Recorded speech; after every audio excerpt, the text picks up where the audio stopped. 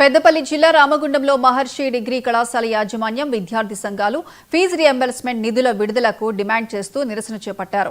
కళాశాల ప్రిన్సిపాల్ రామ్మోహన్ మాట్లాడుతూ గత 4 ఏళ్లుగా ప్రభుత్వం స్కాలర్షిప్ రియంబర్స్మెంట్ నిధులు విడుదల చేయకపోవడంతో కళాశాలలు మూసివేయాల్సిన పరిస్థితి ఏర్పడిందని తెలిపారు. కాలేజీ సిబ్బందికి వేతనాలు ఇవ్వలేక నిరవధిక బంద్ కొనసాగిస్తున్నామని స్పష్టం చేశారు. కాంగ్రెస్ ప్రభుత్వం విద్యారంగంపై దృష్టి పెట్టకపోవడం సిగ్గుచేటని ఏఐఎస్ఎఫ్ నాయకులు విమర్శించారు. సమస్య పరిష్కరించకపోతే విద్యార్థులతో కలిసి మిలిటెంట్ కార్యక్రమాలు నిర్వహిస్తామని హెచ్చరించారు. ప్రభుత్వ డిగ్రీ కళాశాలలకు వెంటనే అండగా నిలవాలి. ప్రభుత్వ డిగ్రీ కళాశాలలకు వెంటనే అండగా నిలవాలి.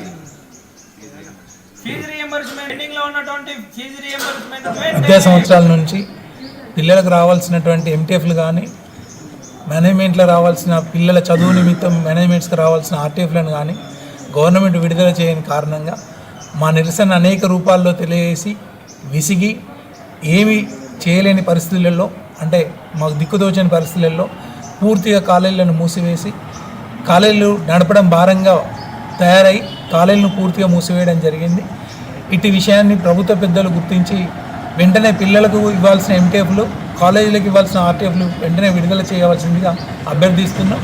ఈరోజు ప్రైవేట్ డిగ్రీ కళాశాలలు, ఇంజనీరింగ్ కళాశాలలు ఏదైతే తలపెట్టిందో నిరవధిక సమ్మెకు మేము కూడా ఏఎస్ఎఫ్గా పూర్తిగా మద్దతు తెలపడం జరుగుతూ ఉంది.